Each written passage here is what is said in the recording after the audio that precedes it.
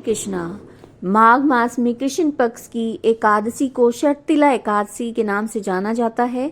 षटतिला एकादशी पर तिलों का 6 प्रकार से प्रयोग बताया गया है।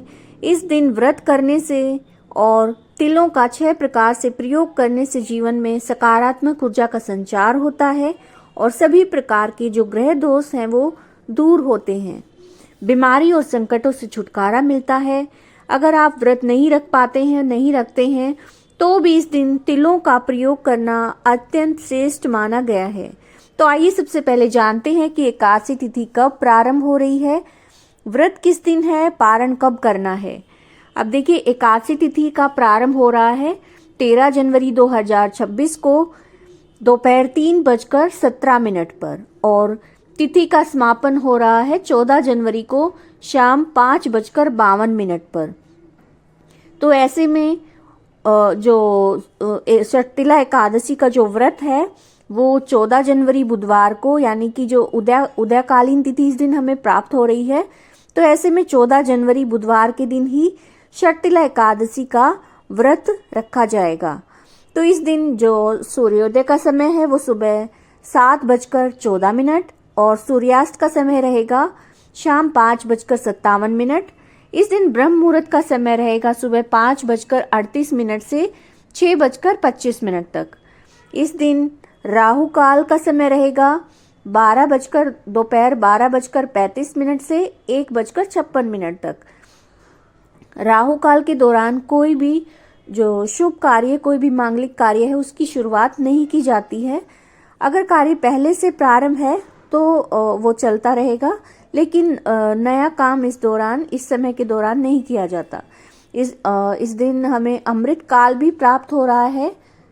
अमृत काल के दौरान कोई भी शुभ कार्य करना अमृत के समान फल देने वाला माना जाता है।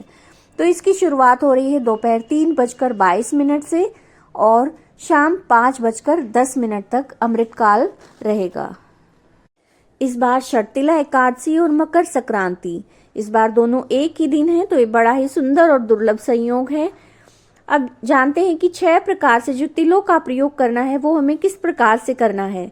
तो देखिए, सुबह जब आप नहाएं तो नहाने के पानी में थोड़ा सा गंगा जल और उसमें थोड़े से तिल मिश्रित कर लें और तिलों के उपटन का भी आप प्रयोग कर सकते हैं। तिलों को पीस लें और उसका उपटन बनाकर उसका प्रयोग करें। ऐसा करने से बीमारियों से, संकटों से छुटकारा मिलता है और जो नेगेटिविटी है वो दूर होती है। सूर्य देव को जब आप जो अर्घ्य देते हैं तो उस जल में आप तिल डालकर अर्घ्य दें।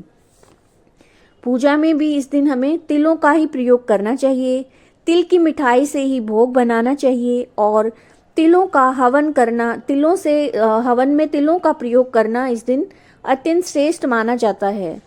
इस दिन तिलों से तर्पण करना चाहिए। ऐसा करने से जो घर की जो नेगेटिविटी है वो दूर होती है, पितृदोष भी दूर होता है।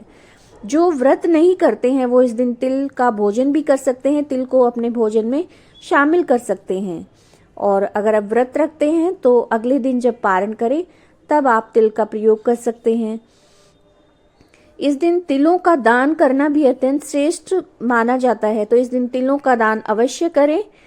आप जानते हैं कि जो एकादशी का जो व्रत रख रहे हैं तो उसका जो पारण है उसका समय क्या रहेगा।